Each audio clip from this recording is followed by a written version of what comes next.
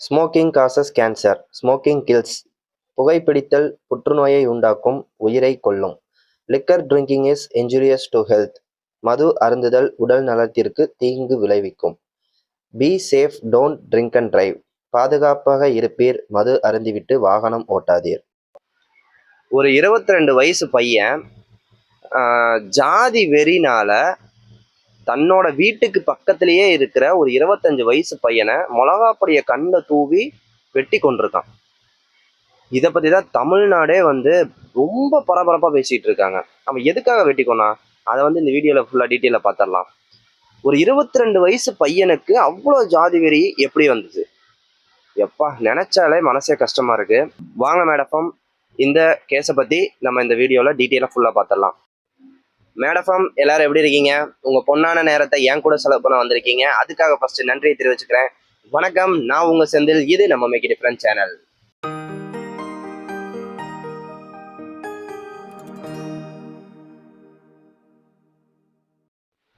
தூத்துக்குடி மாவட்டத்துல ஆறுமுகமங்கலம் அப்படிங்கிற ஒரு ஊர்ல சந்திரசேகர் அப்படிங்கிறவரோட மகன் தான் கவின். அவருக்கு வந்து வயசு 25 ஆகுது. சென்னையில் ஒரு சாஃப்ட்வேர் இன்ஜினியராக இருக்காரு. நல்ல கை நிறைய சம்பளம், மாதம் 1.5 லட்ச ரூபா சம்பளமும் வாங்குறாரு. அந்த கவின் வந்து சென்னையில் வேலை செஞ்சுட்டு இருக்காருல்ல, ஒரு லீவுக்காக தூத்துக்குடி வர்றாரு. தூத்துக்குடி அவருக்குலாம் அங்கே வீட்டுக்கு வரும்போது என்ன வழக்கம் அப்படின்னா, லீவுக்கு வீட்டுக்கு வரும்போது அவங்க தாத்தா ஒருத்தர் இருக்காரு, கவினோட தாத்தா. அவருக்கு வந்து ஏதோ ஒரு மெடிக்கல் ப்ராப்ளம் இருக்கு. அதுக்காக அவங்க சித்த மருத்துவத்தில் ட்ரீட்மெண்ட் எடுத்துட்டு இருக்காங்க. கவின் வந்து எப்பப்பெல்லாம் வந்து லீவுக்கு வீட்டுக்கு வராரோ அப்பெல்லாம் அவங்க தாத்தாவை கூட்டிட்டு அந்த சித்த மருத்துவ சாலைக்கு கூட்டிட்டு போறது இது வந்து ஒரு வழக்கமாகவே வச்சிருக்காங்க. அதே மாதிரி இந்த டைமும் லாஸ்ட் வீக் வந்து அவர் சென்னையில இருந்து இங்கே வராரு லீவுக்காக. அதே மாதிரி தாத்தாவை கூட்டிட்டு சித்த மருத்துவ சாலைக்கு போகிறாங்க. போய் அங்கே ட்ரீட்மெண்ட் எடுத்துட்டு இருக்கும்போது ஒரு வாலிபர், அந்த 22 வயசு மதிக்கத்தக்க வாலிபரோட நேம் வந்து சுஜித். அவர் வந்து கவின் கிட்ட ஏதோ பேசுறாரு. பேசி கூட்டிட்டு போறாரு. 2 பேரும் அந்த அந்த சுஜித்தோட பைக்ல வந்து இந்த கவினை உட்கார வச்சு கூட்டிட்டு போறாங்க. ஒரு 2-3 தெருவு தள்ளி பைக்கை நிப்பாட்டுறாங்க. நிப்பாட்டினதுக்கு அப்புறம் சுஜித்துக்கும் கவினுக்கும் ஒரு வாக்குவாதம் நடக்குது. ஓகேங்களா? அது என்னங்கிறத நான் பின்னாடி டீட்டெயிலாக சொல்றேன். இப்போ நடந்ததை நான் சொல்றேன். அந்த வாக்குவாதத்தை வந்து முத்தி போயிருச்சு. முத்தி போய் சுஜித் வந்து கோவப்பட்டு, ஆனா ஆல்ரெடி பிளான் பண்ணியே தான் வந்திருக்காரு. கோவப்பட்டு கையில பாக்கெட்டுக்குள்ள வந்து மிளகாப்பொடி கொட்டி வச்சிருக்காரு. அதை எடுத்து டக்குன்னு கவினோட மூஞ்சியில அடிச்சிடுறாரு. இவருக்கு உடனே வந்து கண்ணெல்லாம் எரிய ஆரம்பிச்சிருது. எந்த பக்கம் எதுவுமே பார்க்க முடியல. ஃபுல்லா பிளாக் அவுட் ஆயிருது. உடனே வந்து கையில மறைச்சு வச்சிருந்த அருவாளோ கத்தியோ சம்திங், ஏதோ ஒரு எக்யூப்மெண்ட்டோ, ஒரு ஆயுதம், அந்த ஆயுதத்தை எடுத்து சரம் வாரியா கவினை வெட்டுறாரு. வெட்டினதுல ஏகப்பட்ட வெட்டு, ரத்தம் போக்கு பயங்கரமா போய் சம்பவ இடத்துலயே வந்து கவின் வந்து தன்னோட உயிரை விட்டுறாருங்க. இந்த சம்பவம் வந்து நடந்தது பட்ட பகல்ல நடந்திருக்கு. ஓகேங்களா? கொஞ்சம் கூட அந்த பையனுக்கு ஒரு பயம், பதட்டம் அதெல்லாம் எதுவுமே இல்லாம அசால்ட்டா அந்த கவினை போட்டுட்டு நேரா பாளையங்கோட்டை போலீஸ் ஸ்டேஷன்ல போயிட்டு, இந்த மாதிரி நான் வந்து ஒரு கொலை பண்ணிட்டேன், அங்க டெட் பாடி இருக்கு அப்படின்னு சொல்லிட்டு உடனே சரணடைஞ்சிடறாரு. இதை கேட்டவனையும் போலீஸ்காரங்களுக்கு ஒரே அதிர்ச்சி. என்னடா சொல்ற, பட்ட பகல இப்ப கொண்டுட்டு வந்துட்டியா அப்படின்னு சொல்லிட்டு உடனே வந்து சம்பவ இடத்துக்கு போறாங்க. போனோடனையும் பாடியை கைப்பற்றி போஸ்ட்மார்ட்டத்துக்கு பாடியை அனுப்பிச்சு வச்சிடுறாங்க. ஓகேங்களா? அதுக்கப்புறம் தான் இந்த சுஜித்தை வந்து விசாரிக்கிறாங்க. கொலை பண்ணிட்ட, ஓகே, எதனால கொலை பண்ண, என்ன ஏது அப்படின்னு கேட்கும்போது இது வந்து ஒரு ஜாதி பிரச்சனையா உருவெடுக்க ஆரம்பிக்குது. ஓகேங்களா? இந்த அவங்க கவின் வந்து கொஞ்சம் கீழ் ஜாதி மாதிரியும், இவங்க அவங்களோட கொஞ்சம் மேல் ஜாதி மாதிரியும் அப்படிதான் வந்து இங்க அந்த ஊருக்குள்ள சொல்லப்படுது. ஆனா ரெண்டு பேரோட ஃபேமிலியுமே வந்து வெல் செட்டிலான ஃபேமிலிங்க. நல்லா படிச்சிருக்காங்க. 2 பேருமே நல்லா படிச்சிருக்காங்க. இவங்க அப்பா அம்மா, அவங்க அப்பா அம்மா எல்லாருமே வந்து நல்ல ஒரு பொசிஷன்ல இருக்கிற ஒரு ஃபேமிலி. ஆனாலுமே வந்து அவங்களுக்குள்ள இந்த அளவு ஜாதி வரி இருக்கும் அப்படிங்கிறத நினைச்சாலே வந்து ரொம்ப கஷ்டமான சுச்சுவேஷனா தான் இருக்கு. ஓகேங்களா? இதை வந்து அந்த பையன் சொல்றான், இந்த மாதிரி எங்களுக்குள்ள அந்த ஒரு ஜாதி ப்ராப்ளம் இருந்தது, அதனாலதான் வந்து அதோட காரணமா தான் நான் வந்து கவினை கொன்னுட்டேன் அப்படின்னு சொன்ன உடனே போலீஸ்காரங்க எல்லாத்துக்குமே வந்து ரொம்ப அதிர்ச்சியா அமையுதுங்க. இதுல இன்னொரு முக்கியமான ஒரு ட்விஸ்ட் ஒன்று இருக்கு. என்ன தெரியுங்களா?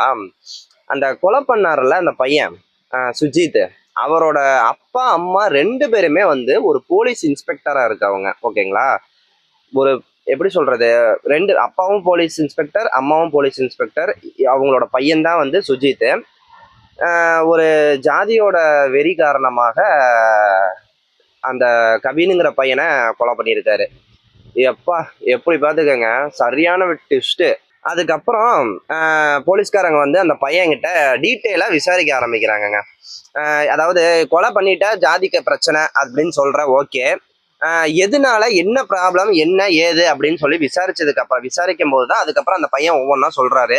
என்ன அப்படின்னா, ரெண்டு பேருமே வந்து, அதாவது கவினோட ஃபேமிலி சுஜித்தோட ஃபேமிலி ரெண்டு பேருமே ஃபர்ஸ்ட் ஒரு இடத்துல தான் இருந்திருக்காங்க. ஈரல் அப்படின்னு சொல்லிட்டு ஒரு ஏரியா சொல்றாங்க. தூத்துக்குடி மாவட்டத்துல ஒரு சின்ன கிராமம் மாதிரி அங்கதான் இருந்திருக்காங்க. அவங்க அங்க இருக்கும்போது அதாவது சுஜித்தோட ஃபேமிலியில யாருன்னா அவங்க அம்மா அப்பா ரெண்டு பேருமே இன்ஸ்பெக்டரு. அவங்களோட அக்கா ஒருத்தவங்க இருக்காங்க. அந்த அக்காவும் இந்த கவினும் ஒன்னா படிச்சவங்க. அந்த ஈரல் அப்படிங்கிற ஒரு ஏரியால உள்ள ஸ்கூல்ல வந்து இவங்க ரெண்டு பேரும் ஒன்னா படிச்சாங்க. ஓகேங்களா, கதை இப்ப எப்படி போகுதுன்னு உங்களுக்கே தெரிஞ்சிருக்கும்.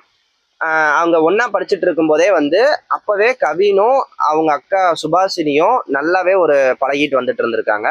நாளடைவுல அந்த பழக்கம் வந்து ஒரு காதலா மாறுது. ஓகேங்களா, அவங்க ஸ்கூல் படிக்கும் போதுல இருந்தே வந்து பழக ஆரம்பிச்சிருக்காங்க. அப்புறம் கொஞ்ச நாள் கழிச்சு லவ் பண்ண ஆரம்பிச்சிட்டாங்க. இது வந்து சுஜித்துக்கு பிடிக்கல. அப்பையில இருந்தே சொல்லிட்டே இருந்திருக்காரு, இல்ல வேண்டாம் எங்க அக்காவை லவ் பண்ண வேண்டாம், விட்டுருங்க, இது செட் ஆகாதுன்னு சொல்லிட்டே இருந்திருக்காரு. அதுக்கப்புறம் இவங்களும் கேட்குற மாதிரி இல்லை. ஒரு காலகட்டத்துல சுஜித் வந்து இதை தாங்க முடியாம அவங்க அம்மா அப்பா கிட்டையும் போய் இந்த விஷயத்த சொல்லிடுறாரு. ஓகேங்களா, அவங்க பெற்றோரும் வந்து இந்த மாதிரி சுபாஷினியை கண்டிச்சு, அந்த பொண்ணை கண்டிச்சு இந்த மாதிரி இதெல்லாம் பண்ணக்கூடாது அப்படி இப்படின்னு சொல்றாங்க. அதுக்கப்புறம் இவங்க ரெண்டு பேரும் பேசிக்கிட்டு கொஞ்ச நாள் வந்து டைம் வேணும் அப்படின்னு சொல்லிட்டு கவின் கேட்கிறாரு. ஏன்னா வந்து அவர் படிச்சுட்டு இருக்காரு. அதுக்கப்புறம் காலேஜ், ஏன்னா ஸ்கூல்ல இருந்து லவ் பண்றாங்க, காலேஜ் போயிடுறாங்க. அப்போ நல்லா படிக்கிறாங்க ரெண்டு பேருமே. இவரு கவினோட அப்பா தாத்தா எல்லாமே வந்து அந்த ஊர்ல பஞ்சாயத்து தலைவராக இருந்தவங்க, ஒரு பிரசிடென்ட் மாதிரி. அவங்களும் அந்த ஊர்ல ஒரு பெரிய லெவல்ல இருந்தவங்க தான். இது எப்படி சொல்றது, ஸ்டடீஸ்லயும் பாத்தீங்கன்னா அவங்களுமே வந்து ஓரளவுக்கு நல்ல வெல் செட்டில் ஆனவங்க தான். அவங்க அம்மா வந்து கவினோட அம்மா வந்து பாத்தீங்கன்னா அவங்களும் ஒரு டீச்சரா இருக்காங்க. அது மாதிரி வந்து ரெண்டு பக்கமுமே வந்து எந்த விதத்துக்கும் யாருமே குறைஞ்சவங்க இல்லாத மாதிரி தான் வந்து இருந்திருக்காங்க. ஓகேவா, இந்த சுச்சுவேஷன்ல கவின் வந்து நான் வந்து தனிப்பட்ட முறையில நானும் ஒரு நல்ல நிலைமைக்கு வந்ததுக்கு அப்புறம் நானே வந்து பொண்ணு கேட்கிறேன், அது வரைக்கும் கொஞ்சம் எப்படியாவது தாக்குப்பிடி அப்படிங்கிற மாதிரி அவங்க சொல்றாங்க. அதனால இவங்களும் அந்த சுபாஷினிங்கிறவங்களும் வீட்டில் இல்லை நாங்கள் வந்து லவ் பண்ணல அப்படிங்கிற மாதிரி இவங்க அப்போதைக்கு சொல்லி வைக்கிறாங்க. ஆனாலுமே வந்து இவங்க லவ் பண்ணிட்டே அந்த பேச்சுவார்த்தை தொடர்ந்து நடந்துகிட்டே தான் இருக்கு. நேர்லயே மீட் பண்ணுவாங்கங்கிறது மாதிரிலாம் இல்லை, ஃபோனில் அதிகமாக பேசிக்குவாங்க. சுஜித் வந்து இது கவின் வந்து எப்பெல்லாம் வந்து லீவுக்கு இங்க தூத்துக்குடி வராரோ அப்ப வந்து தாத்தாவை கூட்டிட்டு அந்த சித்த மருத்துவத்துக்கு போவாரு. ஏன் அப்படின்னா அவங்க அந்த சுபாஷினிங்கிறவங்க, அதாவது சுஜித்தோட அக்கா சுபாஷினிங்கிறவங்க அந்த சித்த மருத்துவ சாலையில ஒரு டாக்டரா இருக்காங்க. ஓகேங்களா, அவங்கள பார்த்த மாதிரியும் ஆச்சு, தாத்தாவுக்கு ட்ரீட்மெண்ட் பண்ண மாதிரியும் ஆச்சு. ஒரே கல்லுல ரெண்டு மாங்க. அதனால வந்து இவர் எப்பப்பெல்லாம் லீவுக்கு வராரோ அப்ப வந்து தாத்தாவை கூட்டிட்டு அங்க சித்த மருத்துவ சாலைக்கு போவாரு. அங்க போய் இவங்களும் பார்த்து பேசிக்குவாங்க. அதுக்கப்புறம் போன்லயும் பேசிக்குவாங்க. இது மாதிரியே தான் நடந்துட்டு இருந்திருக்கு. சுஜித் வந்து சொல்லி சொல்லி பார்த்துருக்காரு, கவின் கேட்ட மாதிரி தெரியலைங்க. அதனால இவரை நம்ம வந்து கொன்றணும் அப்படின்னு சொல்லிட்டு முடிவு பண்ணிட்டாரு சுஜித். அதே மாதிரிதான் அந்த அன்னைக்கு சம்பவத்தன்னைக்கு சித்த மருத்துவ சாலைக்கு தாத்தாவை கூட்டிட்டு வராரு. அதே மாதிரி பிளான் பண்ணபடி சுஜித் வந்து கவின்கிட்ட போய் இந்த மாதிரி, அது எப்படி கூப்பிட்டுருக்காரு தெரியுங்களா, வீட்டுக்கு வாங்க, அம்மா அப்பா கிட்ட நானே பேசுறேன், அம்மா அப்பா வெயிட் பண்ணிட்டு இருக்காங்க, வந்து எங்க அக்காவை பேசி நீங்க பொண்ணு கேளுங்க அப்படின்னு சொல்லி நல்ல முறையா பேசி அவரை கூட்டிட்டு போறாரு. கூட்டிட்டு போய் இடையிலே ஒரு இடத்துல நிப்பாட்டி, இல்ல நம்ம ஃபேமிலிக்கு இதெல்லாம் செட் ஆகாது, நீங்க எங்க அக்காவை விட்டுருங்க, இல்லாட்டி நான் அவ்வளவுதான் இப்ப என்ன பண்ணுவேன்னு தெரியாது அப்படி இப்படின்னு சொல்லிட்டு இவரு ஒண்ணு பேச அவரு ஒண்ணு பேச இது வந்து பெரிய வாக்குவாதமா அமையுது. இவர் சொன்னா கேட்க மாட்டாருங்கிறத தெரிஞ்சுக்கிட்ட சுஜித் சரி இவரை கொன்றணும் அப்படின்னு சொல்லிட்டு, ஏன்னா இப்போ கத்தி எடுத்தோம்னா ஒண்ணு பயந்து கத்துவாங்க, இல்லாட்டி ரிட்டர்ன் அட்டாக் பண்ணுவாங்க அப்படிங்கிறதெல்லாம் தெரிஞ்சுக்கிட்டு இவன் கவின் வந்து அட்டாக்கே பண்ண முடியாத ஒரு சுச்சுவேஷன்ல இருக்கணும் அப்படிங்கிறத இவர் சுஜித் வந்து கிரியேட் பண்றாரு. அதனால கண்ணுல மிளகாப்பொடி தூவிடுறாரு. அதனால கவினால எதுவுமே பண்ண முடியல. உடனே கத்தி எடுத்து குத்தி அவரை கொன்றாருங்க. இப்ப அதுக்கப்புறம் என்ன நடக்குது அப்படின்னா, கவினோட அப்பா அவர் வந்து என்ன சொல்றாரு, பேட்டி கொடுக்கும்போது என்ன சொல்றாரு அப்படின்னா, எங்க அப்பா வந்து 30 வருஷமா பஞ்சாயத்து தலைவராக இருந்தவர். எனக்கு ஏகப்பட்ட நிலம் ஏக்கரா இருக்குது. எங்க கவினோட அம்மா வந்து ஒரு ஸ்கூல் டீச்சரா இருக்காங்க. அவங்க கவின் வந்து மாசம் 1,50,000 ரூபா சம்பளம் வாங்குற ஒரு சாஃப்ட்வேர் இன்ஜினியரா இருக்காரு. நல்ல படிப்பு இருக்கு, நல்ல வேலை இருக்கு. எங்க குடும்பமும் வந்து அவ்வளோ ஒன்றும் பின்தங்கிய குடும்பமும் இல்லை. அவங்களுக்கு எந்த விதத்திலையும் நாங்க குறைஞ்சவங்க கிடையாது. இருந்தாலும் அந்த சுஜித்துங்கிற பையனும் நல்ல படிச்ச பையன் தான். ஆனாலுமே வந்து ஜாதி அவங்க கண்களை மறைச்சிருச்சு. அவங்க அம்மா அப்பா சப்போர்ட் இல்லாம இந்த விஷயம் நடந்திருக்காது அப்படிங்கிற ஒரு கோரிக்கையை அவர் முன்வைக்கிறாருங்க. அதாவது இவங்களோட அந்த சுஜித்தோட அம்மா அப்பா 2 பேருமே எஸ்ஐயா இருக்காங்கல்ல, அதனால அந்த தைரியத்துல இவங்க பண்ணியிருக்கலாம். ஒருவேளை அவங்களே வந்து பிளான் போட்டு கொடுத்துருக்கலாம் அப்படிங்கிறதையும் இவரு அந்த பதிவுல சொல்றாரு, கோரிக்கையா வைக்கிறாரு. அவங்க மேல ஆக்ஷன் எடுக்கிற வரைக்குமே நாங்க போஸ்ட்மார்டம் பண்ணி முடிச்ச பாடியை நாங்க ரிட்டர்ன் வீட்டுக்கு நாங்க வாங்க மாட்டோம் அப்படின்னு சொல்லிட்டு இவங்க போராட்டம் பண்ணிட்டு இருக்காங்க. இதுதான் இப்போ நடந்துட்டு இருக்கு. இன்னும் சில மீடியா பீப்புள்ஸ்லாம் என்ன பண்ணிட்டு இருக்காங்க, என்ன சொல்லிட்டு இருக்காங்க அப்படின்னா, அந்த சுபாஷினிங்கிறவங்களை பத்தி தான் சொல்றாங்க. அவங்களும் வந்து இதுக்கு உடந்தையா இருந்திருக்கலாம், பிளான் போட்டு கொடுத்துருந்துருக்கலாம் அப்படிங்கிறதையும் வந்து நிறைய மீடியா பீப்புள்ஸ் எல்லாமே சொல்லிட்டு இருக்காங்க. ஆனா இந்த சுபாஷினிங்கிறவங்க தனியா ஒரு வீடியோ வெளியிட்டு இருக்காங்க. அதுல வந்து அவங்க என்ன சொல்லியிருக்காங்க அப்படின்னா, எங்க அம்மா அப்பாவுக்குலாம் வந்து இது தெரியாது, அவங்களுக்கு இதுக்கும் சம்மந்தம் கிடையாது. நானும் கவினும் என்ன மாதிரி ஒரு ரிலேஷன்ஷிப்ல இருந்தோம் அப்படிங்கிறது எங்க 2 பேத்துக்கு மட்டும்தான் தெரியும். வேற யாருக்குமே இதை பத்தி தெரியாது. அதனால நீங்க தப்பா ப்ரொஜெக்ட் பண்ணாதீங்க அப்படிங்கிறத வந்து சுபாஷினியும் அவங்க வந்து ஒரு தனியா ஒரு வீடியோல வெளியிட்டு இருக்காங்க. இப்ப வந்து இவரு ஒரு சிறைச்சாலையில இருக்காரு.